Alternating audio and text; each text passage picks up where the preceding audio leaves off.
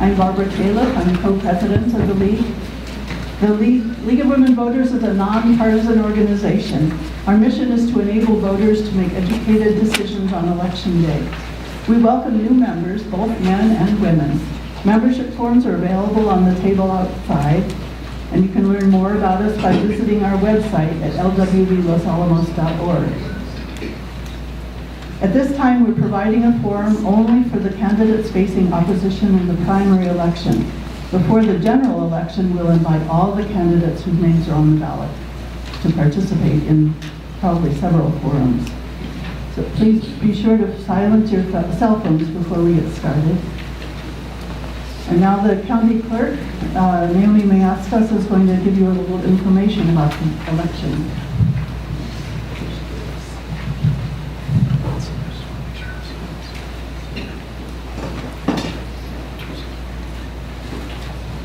Good evening, folks. I'm Naomi Mayastas, county clerk of this great community, and I'm just here to share some really important dates that are coming up. First off, voter registration will be closing this coming Tuesday. So if you know anybody that needs to change their party or needs to update their voter registration for any reason or just get registered, they have until Tuesday 5 p.m. in our office. They can also go online and register that way. If they do it online, they have till 11:59 p.m. to do it. So that's really just cutting it close, but you can go online and get it done. So it's nmvote.org is the website. You can also find the link off of our website. nmvote.org is a new online voter information portal where voters can conveniently request an absentee ballot online and find other important election information in a single web location. This has been recently launched by our Secretary of State's office, which I think is going to be a great tool for voters. We're really excited about that. Absentee voting begins Tuesday, May 8th, same day voter registration closes. So you can come on down to the municipal building, council chambers, 8 to 5 p.m. We'll start voting. Mondays, well, it starts on Tuesday, but Tuesday through Friday, and the following week it starts Monday through Friday, 8 to 5. Extended voting hours and days begin Saturday, May 19th through Saturday, June 2nd, 8 to 6. So we extend by an hour, open on Saturdays, and we also open another location, which is White Rock Town Hall. We've moved from the library to the town hall now. Hopefully that's going to be our permanent location. It wasn't quite ready our last election cycle, but it's ready now and ready for our voters. So the last day for our office to mail out an absentee ballot is Friday, June 1st. However, we do not recommend folks waiting that long, okay? You have to factor in the mail, and if the ballot is not physically in our hands by 7 p.m. on election day, June 5th, the ballot will not count. So if you know anybody, just let them know not to wait that long. On election day, our vote centers are going to be the Los Alamos Municipal Building, council chambers. They graciously gave up their chambers so we can have our elections there. We thank them for that because they have to now have all their meetings in White Rock during this time. We also have the golf course community building. That's a site that we've always had. I mentioned the White Rock Town Hall now, and in hopes to assist our anybody that has maybe a mobility issue, we're opening another site, which is Betty E. Hart Senior Center. So they can hopefully just be dropped off right there on the bottom and get wheeled in, or if they have to, get taken in somehow, we're hoping that will help them, assist them a little bit. The walkway into the municipal building, but it's a little bit of a walk for them. So. With that, I'm done. If anybody has any questions, I'm here. And I also have a booth out. We have some sample ballots out, and you can also find those on our website. But I saw your hand. When you say town hall, is that the senior center complex down there in White Rock? It is. It's kind of by, it's more, it's where the old town hall used to be. I think they renovated it recently. So I think the folks can get meals and stuff from there. Yep. All right. Thank you for your time.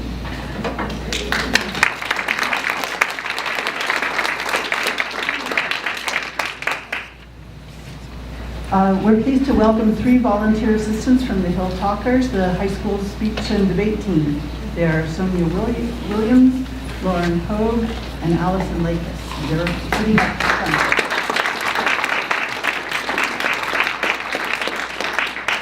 So Sonia will be the timekeeper, and you need to pay attention when you hear the timer go off. Please stop talking. The order of speakers will follow the ballot order. Each candidate will have 3 minutes for an introductory statement. After they've spoken, we'll have time for questions and answers. At that time, we'll take questions from the floor. You will have 1 minute to pose a question. Each candidate will have 1.5 minutes to respond. Every question is for all candidates to answer. Finally, the candidates will be given another minute for a closing statement. I ask the audience to hold your applause for each group until after the closing statements. So not after each speech, not after each question, just wait until they're all finished. Please show your respect for this process and for the candidates by behaving courteously. So we're going to begin now with the candidates for county council, and next will be the sheriff candidates. So here we have David Israelowitz. Quentin Dimmick doesn't seem to have come. He did say he was coming. Sarah Scott, James Robinson, Randall Wrighty, and Timothy Morrison. So we'll begin with David. Which of you?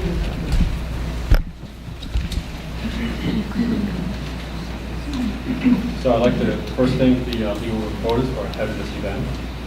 It's been an honor to be your counselor for the last 7 years. And there are a lot of things that have happened in the last 7 years. 7 years ago, 7 years ago, oh, great. So 7 years ago, we didn't have the new Smith's Marketplace. We didn't have a nature center or a teen center. We had the old Ashley Pond. So a lot of things have happened, and I'm actually very proud of the things that have happened in my tenure. So I'm essentially running on my record. What I'd like to share with you tonight then is a little bit about my philosophy and approach to having been your county counselor. There are 3 priority areas that I think counselors need to concentrate on. The first one being essential operations of the county. Looking at the budget, making sure we have adequate reserves, which I believe we do now. Answering citizen queries. Talking to new and existing businesses, people that have gone through permitting or other county services. The second important part is strategic planning. Most people, maybe not in this room, but most people elsewhere don't think day and night about the future of Los Alamos 5, 10, 30 years from now. But that is an important question for counselors. So we need to think about, and we do worry a lot about the taxability of the laboratory in the future. I worked very hard in the legislature to try to make sure that it was taxable regardless of its contract structure. I look very closely at our comprehensive plan to see that we have adequate land for housing and as well as recreation, new zoning that provides some flexibility for mixed housing and commercial. And then the third area, which I think is very, very important as well, is communication. And what I mean by that is not only to, of course, it's very, very important to listen to the community, as I mentioned before, to be at the farmers markets, to read and answer questions, but it's also important to have a conversation. So I think it's important for me to explain to our fellow citizens what constraints we have, what resources we have, what things we can and we cannot do. And I've done that through articles in the paper, through a Facebook page, through different media. So I hope that gives you a little bit of a flavor of my approach to being a counselor, and I would very much appreciate your support. Thank you very much.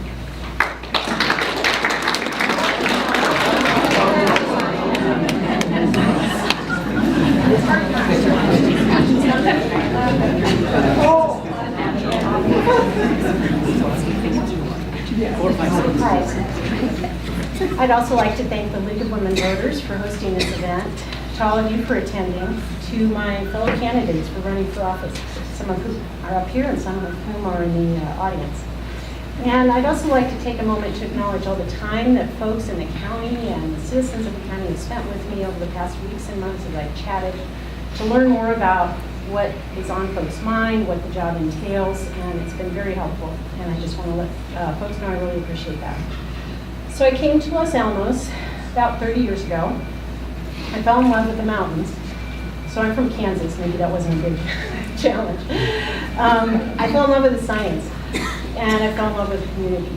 I married my husband at White Rock Overlook, just above one of our favorite climbing spots. And I care deeply about this place, and I feel that in the coming years, we're going to be experiencing change.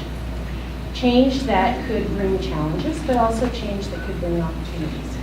So what I'd like to do is make change work for us and focus on a few different areas. The first is our economic base, and by that I mean supporting the health and growth of businesses and tourism to diversify that base just a little bit, but also help make this place, or continue to have this place be a nice place to live and work. I'd also like to focus on our environment. I want to continue to protect the open spaces that we hold dear.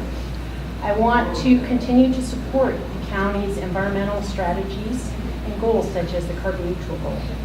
And I'd also like to take a look at, given that the environment is changing, ways that we could, for example, expand recreational opportunities, help make this place, again, a fun place for us to live, but also help expand and diversify our economic base through some of those efforts.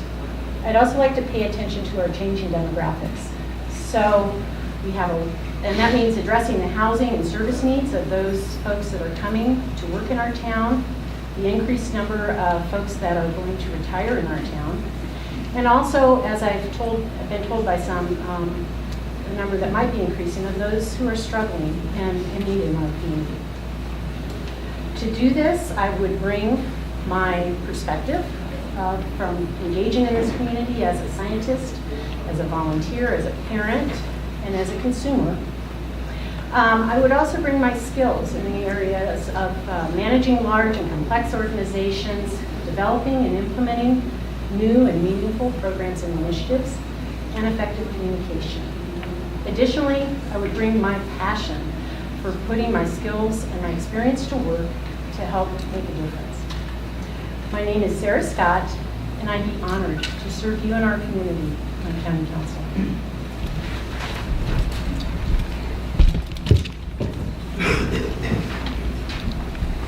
Good evening, everyone. My name is James Robinson, and I'm also running for council.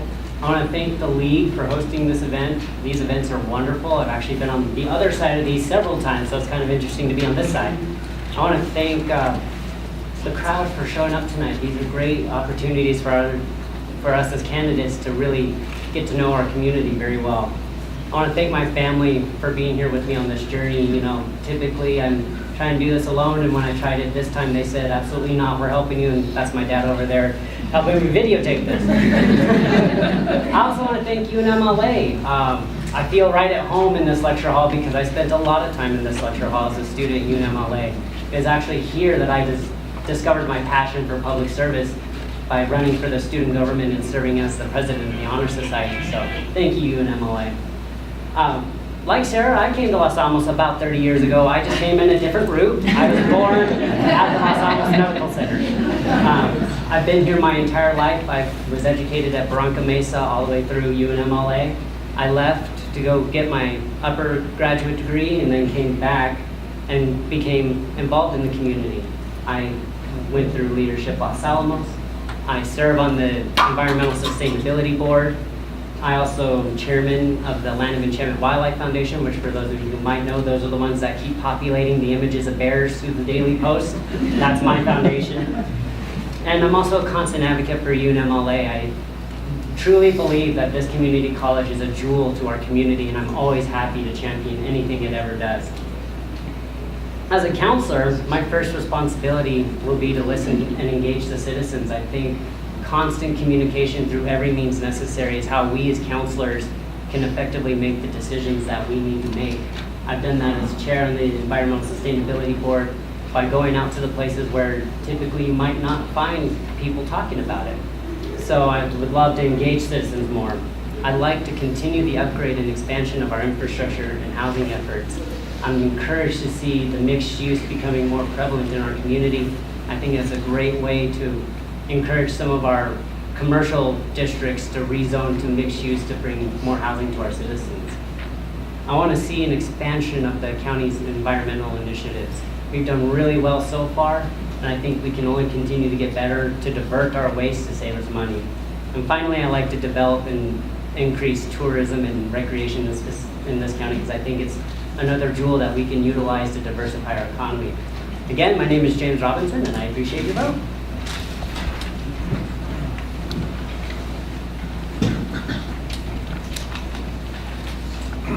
Well, thanks to the League for hosting this forum. These are great opportunities, as has already been indicated, for you to meet us and hear what our opinions are. I guess one of the things I'm more interested in is actually hearing what you have to say. And so that's one of the things I've been very pleased to be able to do. I guess I should have mentioned my name. I'm Randall Wrighty. I'm running for county council and first-time candidate, so that's why I forgot to mention my name. So anyway, so one of the things I've really enjoyed is being out, being able to talk to people and hear what their opinions are, what they think is going well, what could be improved, and what they really value about the community. And I've heard lots of good things in those discussions. I think one of the things I've heard is just generally about the quality of life here. I think that's other candidates already spoken to this topic. Another thing I've heard, and something that resonates with me, is community. So we have had a community health nurse just next door here, across from the high school, for many years, and that was lost in 2016. Don't have time to get into the details there. But the county council recently funded to partially get that service back. And included with that, there can be some mental health care services. And I think that's really important. And I think it's also important, and spending a lot of time on this, it's not probably the biggest thing in our budget, but it's important. It's only about maybe 0.1% of the money we spend out of the general fund to help fund that office. So I'd like to see us look for opportunities like that where we can really make a difference. I have a website that's got a lot more information on other things I'm supporting. So just a little bit about my background. So I arrived about 25 years ago, and we started business here, Neptune and Company. And it's been a very successful company. And then for many years was doing a lot of hard work, developing the business, things like that. But we had, after the Cerro Grande fire, the paper used to have a column in there about community events. And basically the reason why I'm standing here today, I guess everyone's document maybe, but is there was a column in there, an advertisement for the meeting of the Parrito Environmental Education Center Board. And I went to the meeting, and it was just shortly after 9/11, and people were thinking about things they could do that would be positive for the community. And that kind of led me into the path of encouraging me to do things like this. So, my name's Randall Wrighty, and I have a website, Wrighty for Council, and if you are so inclined, I appreciate your support in the primary, and Randall Wrighty, the right choice for Los Alamos. Thank you.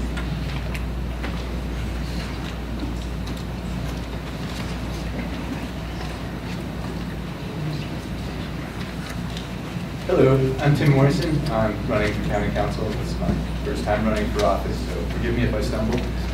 Before I start, since I've got the League of Women Voters here every time I talk to you guys, I like to say, you did a much better job of presidential debates than the networks do. Please take that over again. So, on to the regularly scheduled program. I grew up in Los Alamos. I went to grade school here, high school, left for college, went for math and physics because I wanted to understand how the world worked. I got to the point where I believed electrons were doing what they were supposed to be doing, and moved on to socioeconomic issues because it's really how the world works.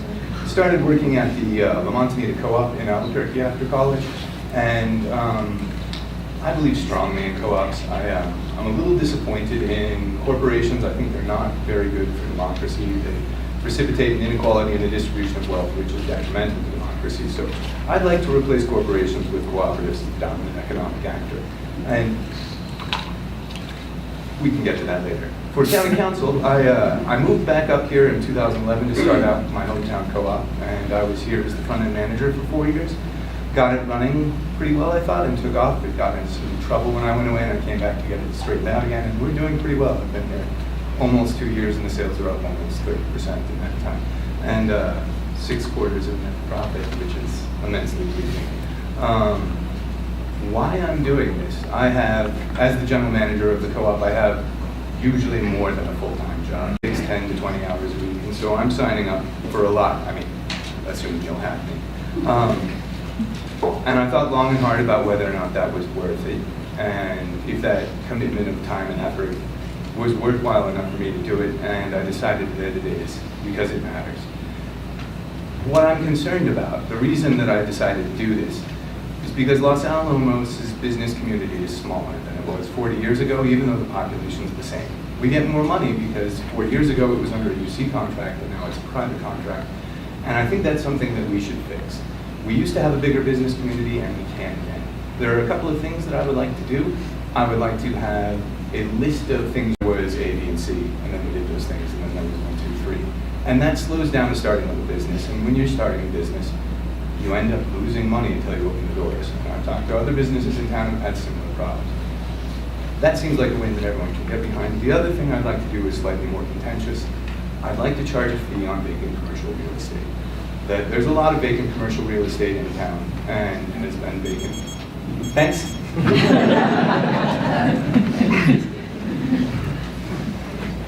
I'd like to thank the candidates for abiding by the rules, and I'd like to thank the audience for stopping for applause. It takes time. So now it's time for questions and answers. The league has one question that Becky Shanklin will pose, but I'll tell you after she finishes and the candidates have responded, then we'll take questions from the floor.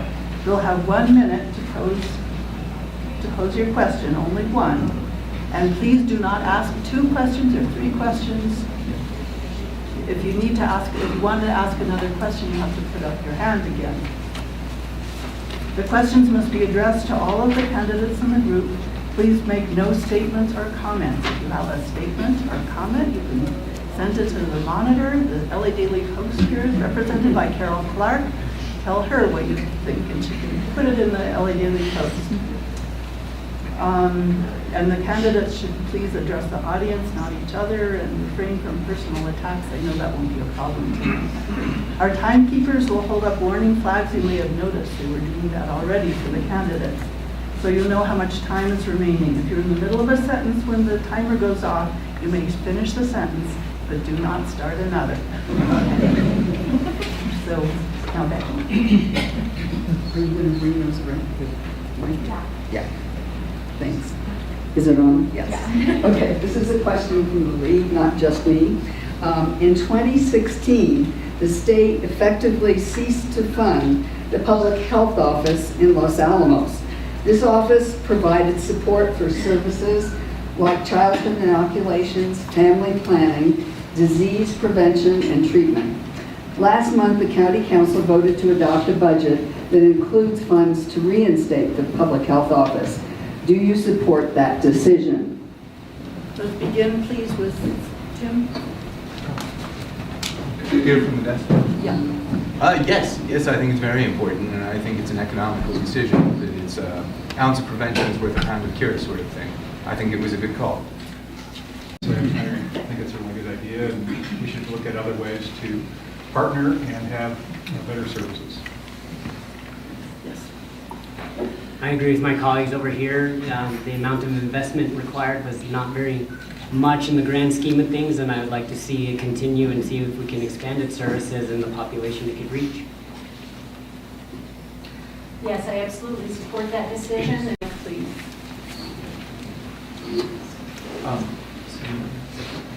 No, we'll begin with James. I think all of you mentioned that you are interested in expanding the companies or the shops that we have in Los Alamos. I was wondering if you were kind of big on ideas on how to do that. Do you have any specific proposals that you would be interested in mentioning right now, and how you would like to expand commerce in Los Alamos? Certainly. So one of the major hurdles that businesses have in this one is they don't quite know where to go to get started and where to go after you get started. And I'd like to, as been mentioned, a checklist of being able to know where you need to go and who you need to talk to in the county you need to start with. I'd also like to have them, on that checklist, have them come and talk with the Small Business Development Center here at UNMLA, because starting a business is a very complicated procedure, and surviving the first year is the hardest part of any business. So I think that'd be an important step to have them come here and have their business plans reviewed, their marketing plans reviewed. So that way they know they're on the best footing for getting their foot in the door in our market.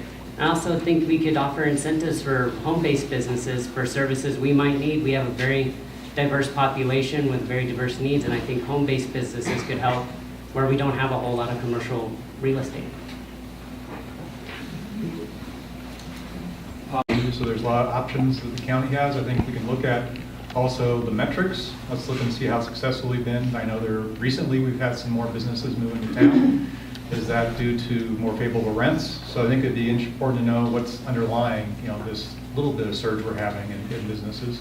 And I agree that the processes are not simple with dealing with the county in terms of a lot of things, and that includes starting a business. And so we should make efforts to make sure that that's as straightforward as possible, and we should be doing things that make our community attractive. We're competing for small businesses with other neighboring communities, or people might be interested in starting a business in the mountains, and they may not be aware of us.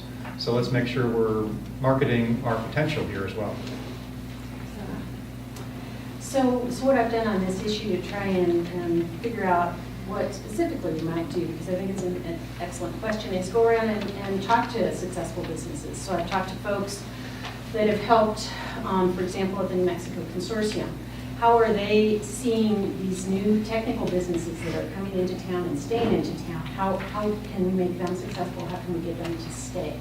Also looking at case studies from businesses like the successful Bathtub Brewery Co-op, and trying to find, again, key elements of those multiple types of efforts that would help us understand how to move forward. So I think the things that we can do, and what I've heard from those discussions, is absolutely address the housing issue. Continue to address quality of life issues. Those are key for attracting and retaining people, and certainly important businesses that we'd like to have here in town. Providing, as appropriate, local economic development funds, either as grants or as low cost or as low interest or no interest loans, and keeping our incubators healthy. Like, again, it's an example of the New Mexico Consortium. That's had a couple successful businesses that are important additions to our communities for many different reasons spin off. So I think those are kind of the key things I would focus on.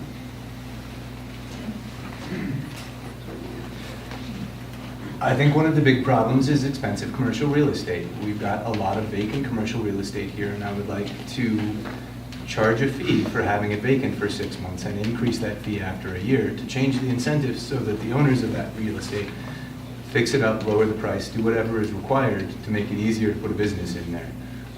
The German Constitution, Article 14, Subarticle 2, says that ownership of property incurs a reciprocal responsibility to society. These people own property and it's not doing anything for our community, and I would like to change the incentives to make it easier for them to do something positive for our community.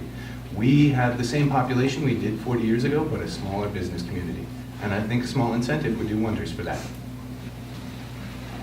Another question? Yes? I'd like to direct this to Wait you. for the mic. Do I need it? Can you hear me? I can, but I don't know about. All right, I'll use the mic. I'd like to direct the question to Tim, but then have the others weigh in as well with their opinion. The intriguing concept that you brought up of charging somehow there being a fee on vacant commercial real estate, and how you believe that will benefit our community.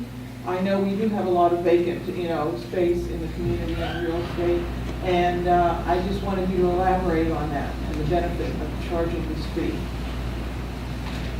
Well, primarily it's changing the incentives. There are other cities and communities that do it, and it would be to make it in the property owner's interest to get it rented out. I understand that there are some properties here who take a loss on vacant real estate and use it as a write-off on their taxes.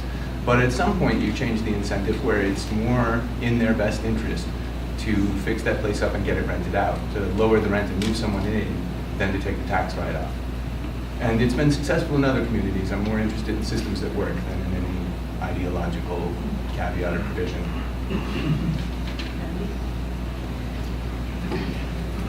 Yeah, I don't know, I haven't researched whether or not this is legal to do within our property tax code, but that'd be an idea is that the property taxes might be able to be increased, basically put a surcharge for vacant properties, and in particular for commercial properties.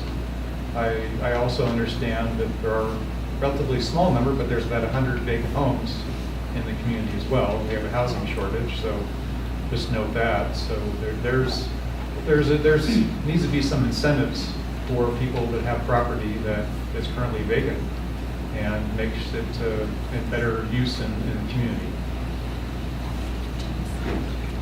But is this, are you? You have to wait for comments. You have to wait. So it's an interesting idea. I've actually never thought about that, to be perfectly honest. In my realm of thinking, I believe in the carrot and the stick mentality. I know a lot of vacant property owners here might sit back on their property in the hopes that they land a rental contract and so they can rent it out for exorbitant amount of rents. I'd like to see now, since the lab is determined to move across the bridge as much as it can, offer these vacant properties more of a carrot to get businesses into their areas. But after several attempts, if the carrot isn't working, then I wouldn't be opposed to offering a stick to start really getting them to start looking at bringing in businesses to help fill those vacant lots. So absolutely, I think it should be looked at as an option. In fact, I've talked to the budget folks in the county as I was looking at some of these issues and asked them, is this the kind of thing we could do? And the answer was yes, this is something we could consider. I mean, obviously, if there's other specific things we could consider, we should look at those as well and weigh the trade-offs. So answer to that, yes, I would pursue it. I'd also like to say more broadly, we have one specific issue in terms of vacant property that as I go around and talk to the community, everybody hates. And I think we all know what we're talking about, the Smith's property there. And what I would do actually on that one, I think obviously a vacancy tax might be helpful for that. But in addition, what I would do is I would propose that that be made a management priority. I know folks, it's hard. Folks are working hard on it. They have worked hard on it. But I think we really need to make it, just because of the amount of space it's taking up and the negative impact it has as people drive into town, I think we should elevate it to a priority, quarterly take a look at the progress that's being made, get together and try to come up with some creative ideas and really try to get some traction and move forward on that. So this is a very hard problem, and I guess I didn't mention that when Smiths moved over to this brand new shopping center, that it left a big vacant building behind it. Frankly, I don't really think, given the economics of Kroger, which is a national company, that we could incentivize them to do, I mean, they have a vacant building that they're losing hundreds of thousands of dollars a year. Again, it's one of these spreadsheet in the sky situations where I'm not sure that Los Alamos, I'm not even sure whether it's legal, to be frank, to do that type of imposition.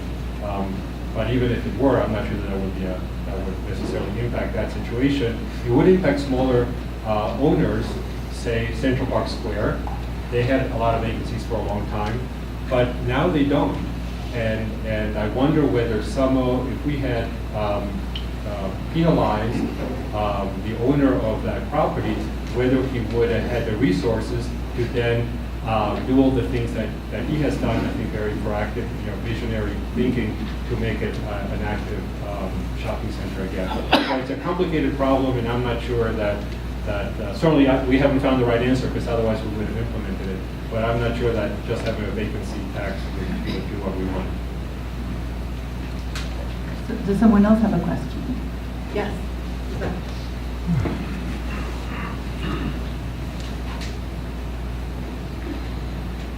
Hi, I'm a school board member, and I'm very interested to hear your thoughts about the county's roles role in collaborating and helping to support our schools? It's a complicated question because of the state funding formula and only certain ways that the schools can accept that funding without getting penalized from the state. But I'd like to hear your thoughts about collaborating to help support our schools. So, thank you. Excellent question. And I do think that the county has a role to do what it can, obviously within the given guidelines, to support the schools. It's part of what makes this a great place. It's our awesome public school system.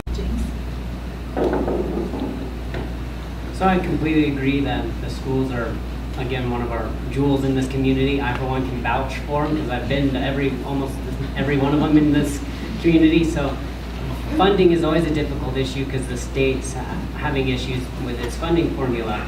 So talking earlier today with the gentleman, I was looking at, the schools have some open land still left.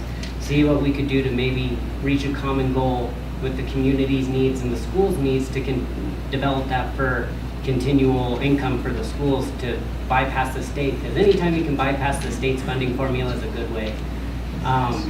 Also, again, see what we can do. Partner with our county agencies to make sure the schools have the resources they need. Mental health of our students is also as imperative as the infrastructure they're learning in. So making sure the school counselors have the resources they need to identify and help get at-risk youth treatment and identify. And then working with our police agencies to make sure that the schools have the protection they need to keep our kids safe. Ella, I'm afraid I've never seriously considered the matter. I'd love to hear what you have to think. Stop me sometime and tell me what you think is important and how to do it. Thanks.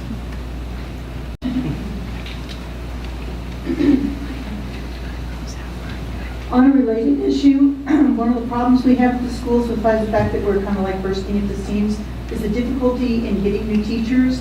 It took us many, many months to hire a special ed teacher last year at one of the elementary schools. We had one on board. The person came up here, could not find housing, and said, sorry. It was a long time before we got something again. So what could be done to help? We have a lot of our staff drive an hour or more to get to our school, which is a pretty sad statement. What could be done to help with that? So housing continues to just be a pinnacle issue of our community, so finding as many ways to increase that as we can is imperative of this council, the next council, and future councils. We have A19 opening up in the next few years. We have a new apartment complex under development, and then some low-income housing that's just been awarded. I also think as we continue with the mixed-use model, we can find commercial properties that could offer housing opportunities, so that way our teachers don't have to drive so far to get to our schools. And I think it would go hand in hand with developing our housing base is the way to do it. So this is again where the funding formula works against us because that defines our operating expenses as opposed to capital funds. I agree that it's expensive to live in Los Alamos, so whatever we can do to provide affordable housing for new teachers. Also, based on the funding formula, advanced degrees, teachers get paid more for doing that, so I think we need to continue to provide easy opportunities for teachers to get their master's degrees.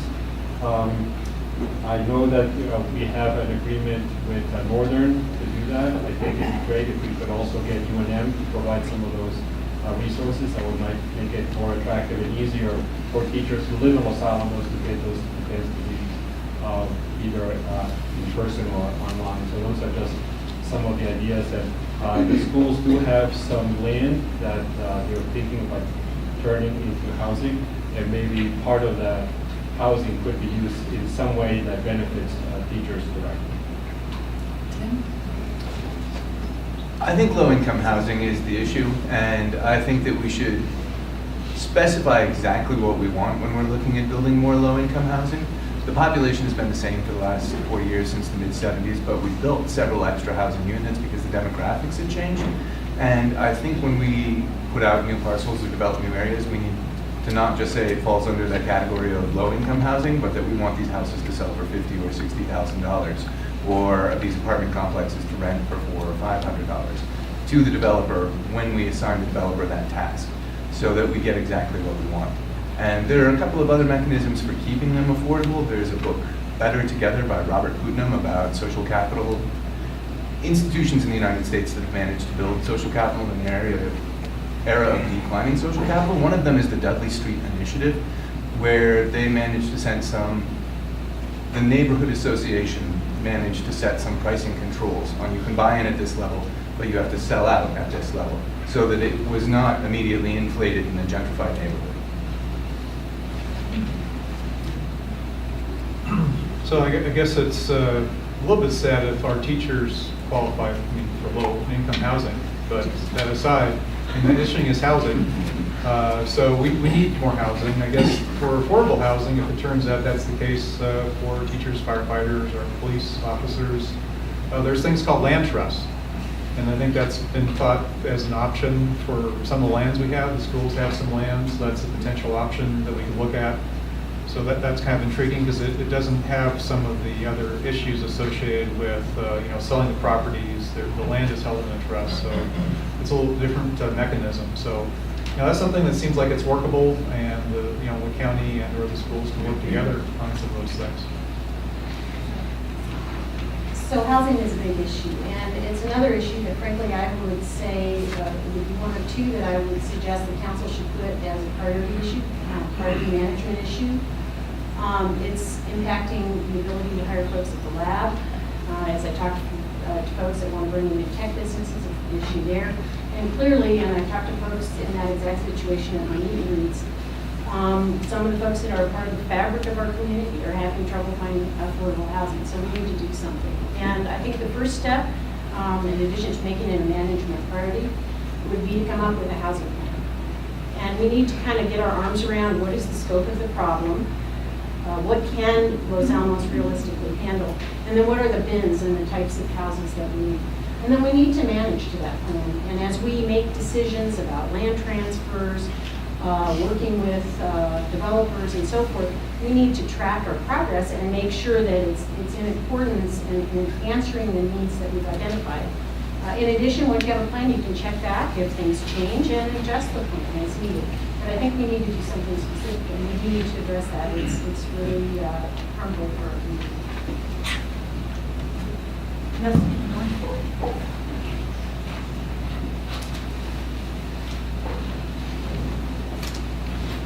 Okay, I guess this is a little bit of a hypothetical, but I think by June, by primary day, we'll have a feeling as to who's going to be running the lab.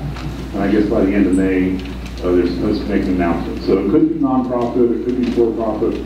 So it's something you must be thinking about. If it is nonprofit, we stand to lose a lot of tax revenue. So you have an idea of what hard choices we're going to have to make. And also, would you support going to the state to say, well, let's tax whatever nonprofit runs the lab?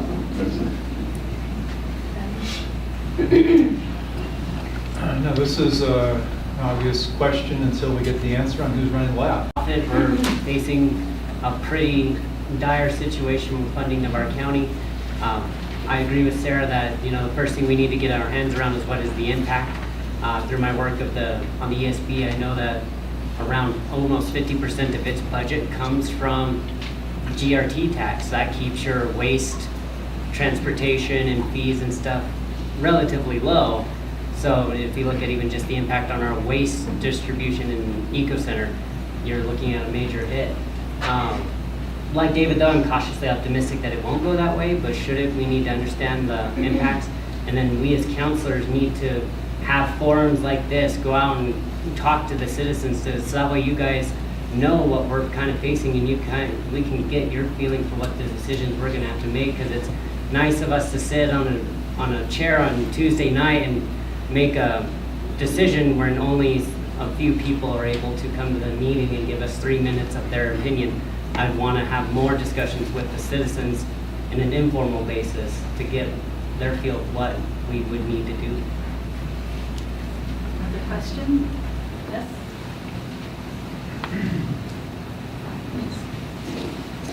I understand a contract has been awarded in 3 phases for a bike flow trail to be built down Bio Canyon. There's also an alternative trail to go into Bandelier.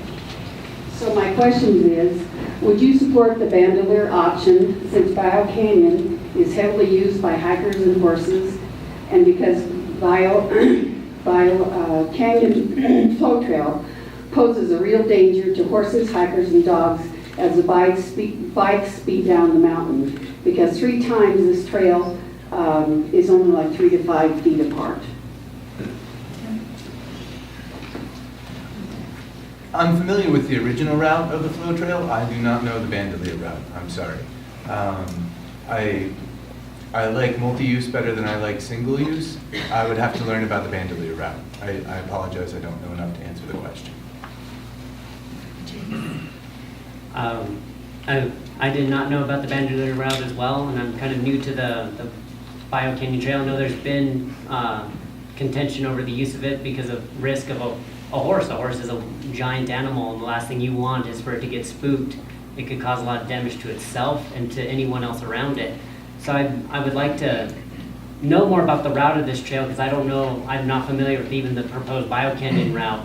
And I just saw today that they're willing to start walking people down to show them.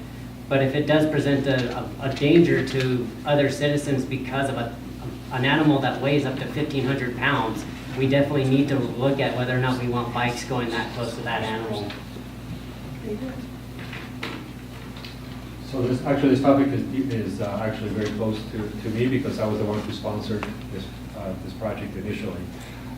Although I'm not familiar with the Bandelier one, but I'm very familiar with the Bio Canyon one. So the idea of this effort is that we have a lot of, and let me give you a little bit about the motivation behind this project. We have world-class mountain biking for world-class mountain bikers. We don't have easy trails, and a flow trail is not something that a bunch of volunteers use their axes and picks to do. It's something that's engineered using mechanized equipment. You basically, it's kind of like skiing down the hill. So it's almost like landscape architecture. And the issue of conflicts with equestrians and with hikers is one of the issues that is addressed through an engineering process. Of course, safety is going to be paramount. I can assure you that we're not going to build a trail that is not going to be safe for multi-users. Another thing I want to say is that if we're going to have a flow trail where only mountain bikers can use and horses cannot be on it, then maybe we should also have, and I would advocate for having trails where only horses can use and not bikers. I think that's one of those trade-offs. And I think there is also a possibility of having other ways to get off of North Mesa in the far east, and I know that's something Craig Martin had looked at a while back.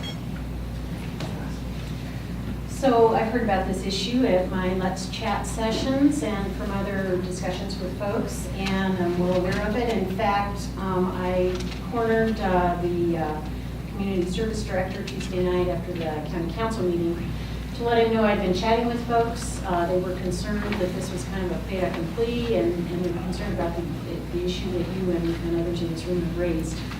I told him I'm obviously just giving him information.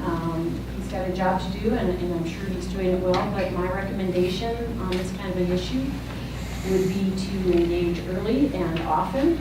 That in my discussions with some of the folks that had concerns, I saw the recognition that there were some options that folks would be willing to discuss on both sides, and those were brought up during these chatting sessions I had, and that there was an opening to resolve this in a way that was mutually beneficial, and he was very happy to give that information.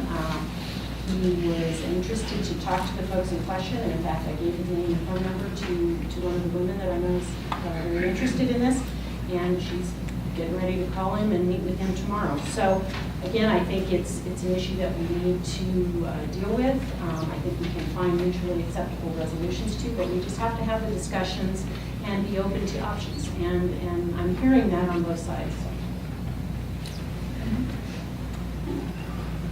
So we have lots of great recreation opportunities, we have compatible uses on our trails around the town, and we need to make sure that they're engineered correctly so that we can have those.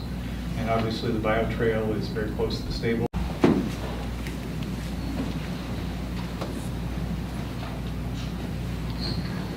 Will you support the office of sheriff as a law enforcement entity?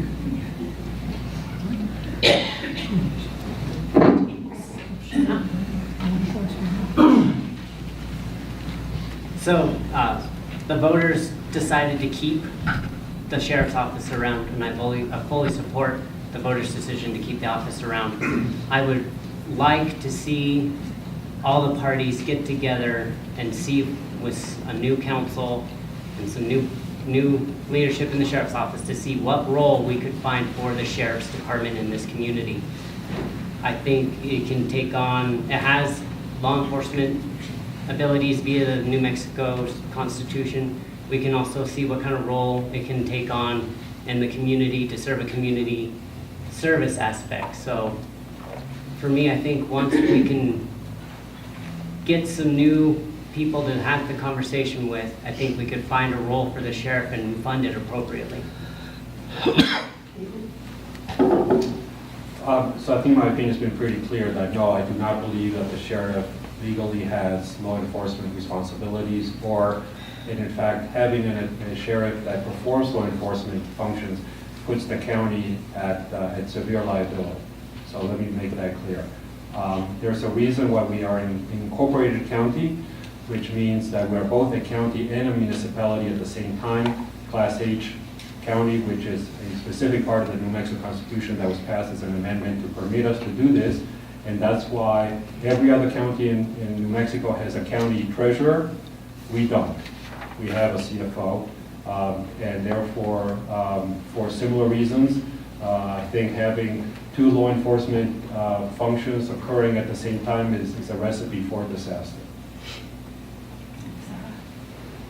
So as James said, the county voted, and I respect and support the vote as it came out not to amend the county charter and not to abolish the office of the sheriff. However, in the meantime, as we all know, there's a lawsuit going on. There will be a decision made, and important information will be coming out of that decision. And we need to use that to develop a path forward. I think we'll want to understand the basis for the decision and make any adjustments needed with how we address the office of the sheriff based on that decision and the basis for it. And really, at that point, then move forward together as a community. Yeah, so we all voted 2 weeks ago. It was close, but we voted to keep the office of sheriff. And the county charter specifies certain things as to what the sheriff is responsible for. And like on most things, I think it'd just be good to see if we could find a middle ground here on what role the sheriff could play in our community. I don't really have a dog in this fight. I know that we're the only county in New Mexico that doesn't have any unincorporated areas, but on the other hand, the populace did vote to retain the sheriff. I'd just like to figure it out and move on. Other questions? Yes.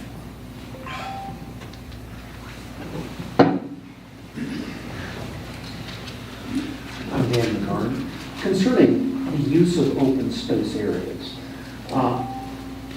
and with Bio Canyon project, there hasn't seemed to be very much openness concerning a solicitation of opinions and user groups for this area. That's my concern. Why hasn't there been? How can you address this?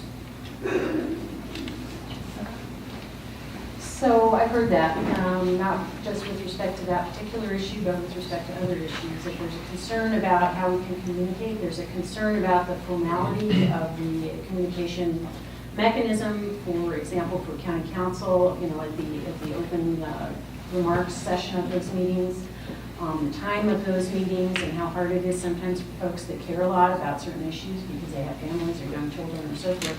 So I agree more broadly that we need to create some mechanisms to enhance communication, and that's opportunities for us to communicate, hey, here's the decisions we're looking at, here's why we're looking at these decisions, here's the options, and here's the trade-offs, but also to create opportunities, and what I would commit to if I'm elected county council is continuing these kind of let's chat sessions, where I make myself available for some number of hours on a regular basis, an advertised basis, where people can come and freely chat about their ideas, their thoughts, their concerns in a more informal setting. And there's some folks don't like to get up in front of everybody and talk.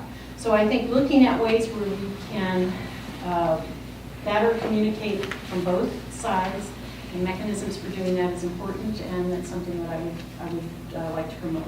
I'm elected. Yeah, so the question was specifically, I guess, about public engagement in open space issues. I think that there are some different, obviously there's some different organizations in town, and so we know what folks are interested in different things, and so I think it's easy to get a list of those people. Maybe, people don't want to have more meetings, but that's one way of communicating information, especially if it's something significant, a change being planned. I think just more generally having more opportunities for people to communicate and actually to express and go back to this, what are our values? What do we value about the community? I think that can help us inform some of the decisions. And then the other thing is just, we have options. People come to the table with ideas, let's listen to them. And we can brainstorm various options. And I think that's one obvious thing with this case is there's probably some obvious groups, and then we just need to have more outreach from the county, perhaps in this case, to those specific groups. I think that people who are concerned can communicate their concerns to the people who are in charge, that you should send emails, flag people down, and talk to them. I'm not familiar with all the details on this, but grab me sometime and tell me.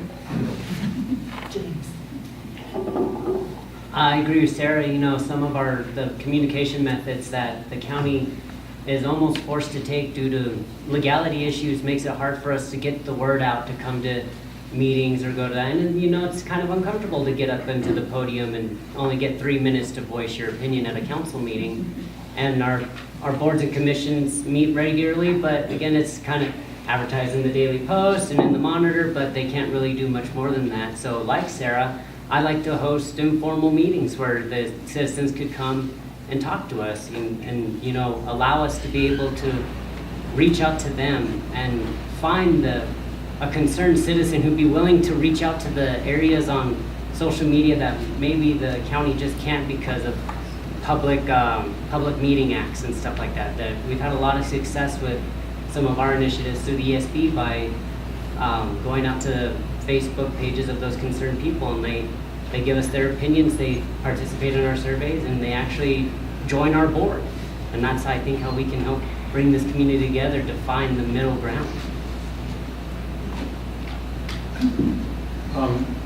So, as I mentioned in my introductory remarks, I think that communication is actually one of our responsibilities. And what I tell people is that don't come to a council meeting and take 3 minutes to state, whatever it is that you're interested in general, whether it's open spaces or anything else. Give me a call, and we'll get together for coffee. In fact, I recognize at least 3 people that I've done this with on 3 different topics. And in fact, for some of the emails that we received about the stables, I replied and I said, I'd be glad to talk to you. Let's call me at this number. And several people have taken me up on it. So I think there are lots of different mechanisms to do that. This will be a formal project that will go through Parks and Recreation, that will have public meetings, public information, and we will see. We will only do a project that is the right project that certainly addresses the safety issues and compatibility issues. And if we don't find the right solution, then we won't do it. Another question? Yes.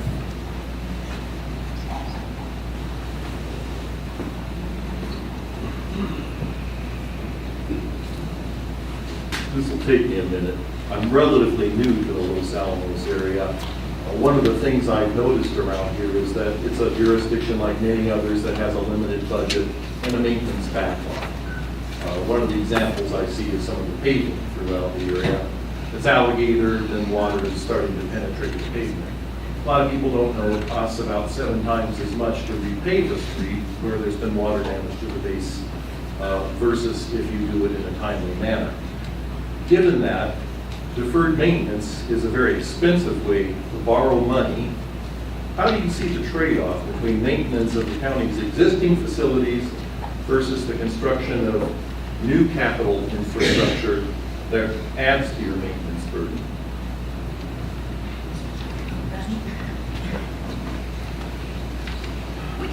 So that's actually one of the problems I've seen in town, is that historically we had a lot of deferred maintenance. The town, in some sense, was built by the Atomic Energy Commission way back, and a lot of the infrastructure was aging. And we're catching up still on, as you notice, in Newtown, there are roads that are in need of replacement as opposed to just touch-up and crack seal. And I know from being on the Transportation Board that the county does actually had inventory of all its roads. And so they looked at the condition of all of them and they ranked them for which ones had to be dealt with first. And one of the unfortunate things, if we wound up having $20 million less, will be this incentive maybe to not continue to maintain things. But I think we need to maintain what we have, and we can't defer maintenance. That has to be a priority for me over building new things.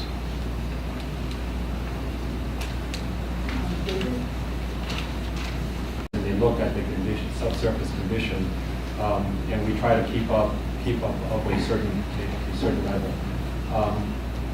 Unfortunately, it's a very easy way to cheat on your budget, to be frank. Is if you don't have $1 million that you want to use somewhere else, you just defer the road maintenance and just say, well, we'll just do it next year. That worked for a couple of years, but eventually you run into exactly that problem that you face. And I've mentioned that several times at budget hearings that it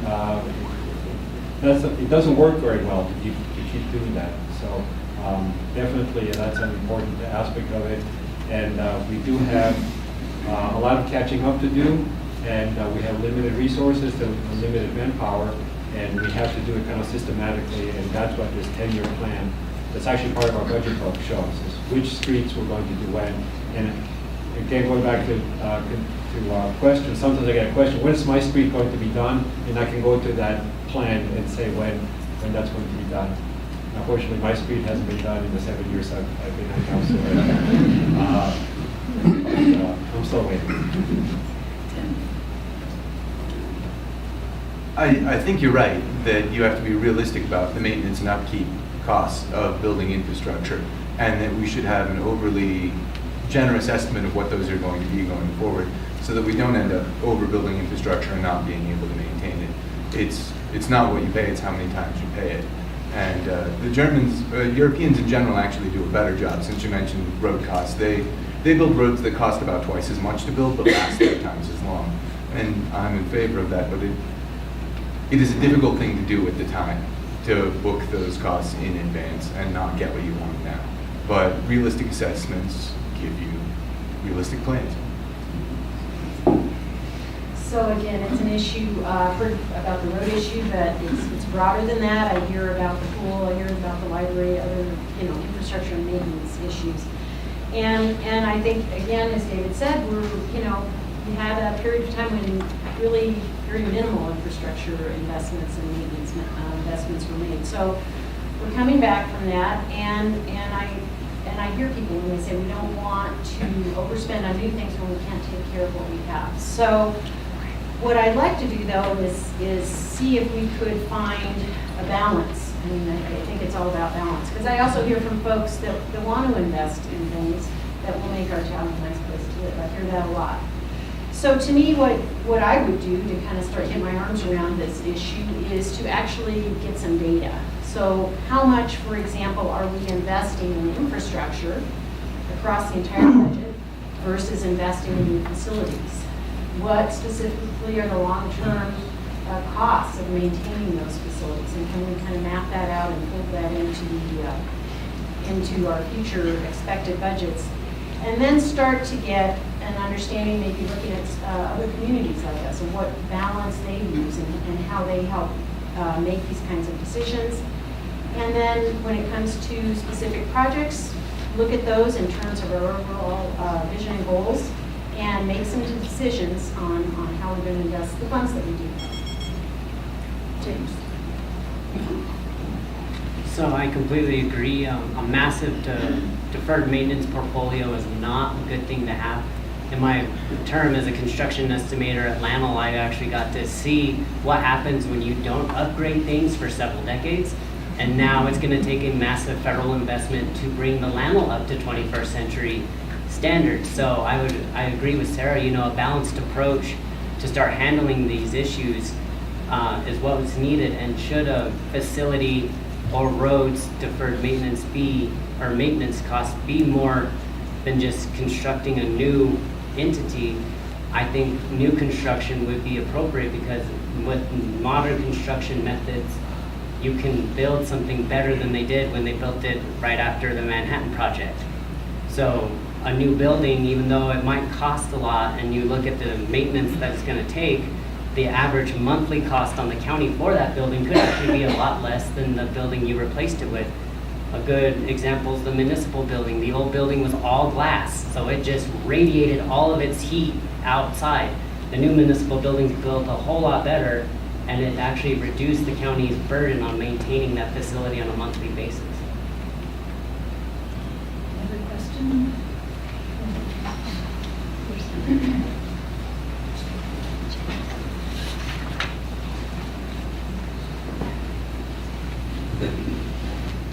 So the question that no politician wants to address, what I understand is that we are, the wealthiest or one of the wealthiest counties in the state, and we have some of the lowest taxes. We want to do all these things. Why don't we tax ourselves some more so we can do this for our infrastructure, for the different things? Well, in essence, because it's been easy, we've gotten the money from various places. But you pay for what you're willing to pay for. You can't mandate upon people that they pay a much higher rate, or that they pay a lower rate and get much lower services. This is something we all agree on together. Higher taxes give you more services, but that's a decision we're all going to make together. We have low taxes because we've decided to have low taxes. We could have higher taxes and more amenities. It's a decision we make as a community.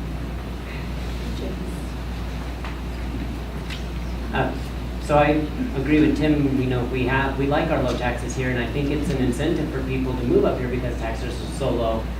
But I'm a firm believer in community investments, and if that requires an investment of tax dollars to get it, then we need to be there. A good example is my work on the UNMLA mill levy, where I believe that this school provides a service to this community, and because of fun at the governor's office and the legislature, the funding for this facility and this wonderful institution was really threatened. So we went to the community, we sold how good this is to our community, and the community agreed to increase their taxes to help keep it in business. So I think, we can keep our taxes low, but if we recognize that there is a community need or asset, we need to be willing to put it to the voters to tell us if this is okay. So as I speak with folks around town, I talk to folks that absolutely, 100% do not want to see any of their taxes raised, be it GRT, be it property tax, etc. I also talk to folks that say, hey, I'd be willing to pay more. I'd be willing to pay more to live in a nice town and have some of these amenities we don't have. So I do think it's worthy of a discussion, particularly, again, the context of the GRT issue we discussed earlier. Should our general fund revenue go down because of that? That's one of the options you could look at for restoring that funding and restoring the level of amenities and services that we have now. It's an option. We have seen broad support for our schools in terms of bond issues recently. We have not seen support in terms of bond issues for recreational projects. And so to me, that kind of gives me an indication right now, given where we are and what people want now, of the interest in going that route. But again, it's a discussion that we're continuing to have. The town is changing. We're having different people come in with different priorities. And I think we need to revisit that as appropriate. So actually, structurally, New Mexico has very low property taxes, for example, and most of those, if I recall correctly, require a vote. So that's one issue. There are several on the sales tax and the GRT side. There are several things that we could, by a stroke of 7 to 0, by a vote, we could increase. But remember that 80% of the taxes, if we raise the GRT taxes, are paid by the laboratory. So we need to be careful that we don't burden the laboratory and make its overhead higher. So the first thing we need to do is to be more efficient and effective with the resources that we do have. The other thing is, although we are the wealthiest community and so forth, not there's a fairly large part of the community that is not wealthy, that does not have the same resources. We do have some income disparity. We need to be sensitive to that. What I would suggest and what I'm working on another project is to let private philanthropy take some of that burden. So those of us that can afford to pay more, we should voluntarily pay more for some of these services. For example, the senior center could have more funding from private funding, and then we could use them. You know where I'm ending that.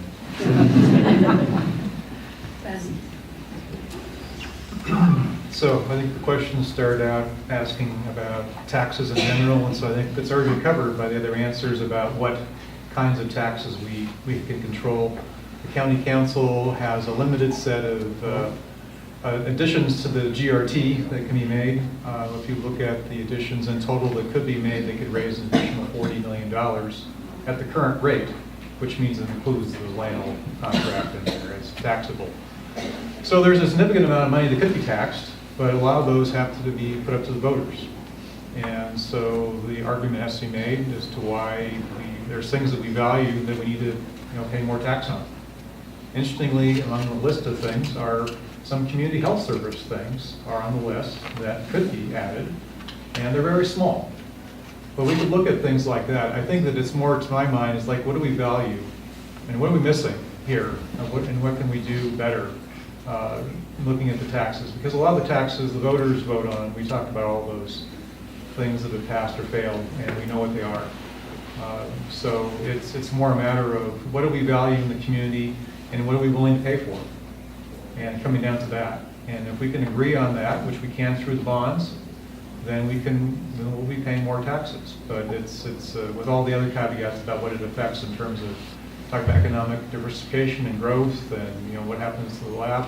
It's not we can't just raise taxes and it's not somebody else's to pay for it. Okay, thank you very much. It's time now for the closing statements, and we'll go in reverse order. Okay. Thank you all for having me. I do not have closing remarks prepared. I'm sorry. I enjoyed talking to all of you, and if you have questions or want to tell me about something, please flag me sometime and tell me what's on your mind. Thank you. Okay. Well, I want to thank everybody for coming. There are great questions that were posed, and appreciate the discussion, dialogue amongst us and the community here. And I guess in general, I'm pretty optimistic about the county and what we can do. And I'm optimistic because there's a lot of enthusiasm. People are excited about a lot of different things here. I brought those up tonight. And I think I've said this before. My approach is first to find our common values, what we value about the community, what we want to see here, and then to brainstorm ideas and to try to be as collaborative as possible in that process. And if you like the idea, consider supporting me in the primary. Well, then this is a good reason why I've written this down, because I would have forgotten this. Lastly, I thank my campaign committee, particularly my wife Wendy, and my friends Michelle, Chris, Jane, and Skylar for their help. And I'm around if you want to have coffee with me, that'd be great. Just you have my website, you can contact me through that. So thanks a lot. Again, I just want to thank you all for coming out here and for the league to keep hosting these events. Again, these are wonderful events. I love being on both sides of it, so thank you. I share Randy's enthusiasm. We have an exciting but challenging future ahead for this community. And I think going forward, we have a lot of hard decisions to make, but I think we will make the good ones. This is a very smart and very engaged community. I think we'll definitely make a decision that will make this community great another 75 years down the road when Lano's celebrating its 150th anniversary. So I think we have an exciting time ahead, and I think I'm a youthful, optimistic, but experienced look at the way these things look, at the way these things are going to run up. So, and spirit of tomorrow being May the 4th, and I'm a giant Star Wars fan, May the 4th be with you guys. And remember 4 at the ballot box, because I'm 4th on the list, so please mark it. Thanks again.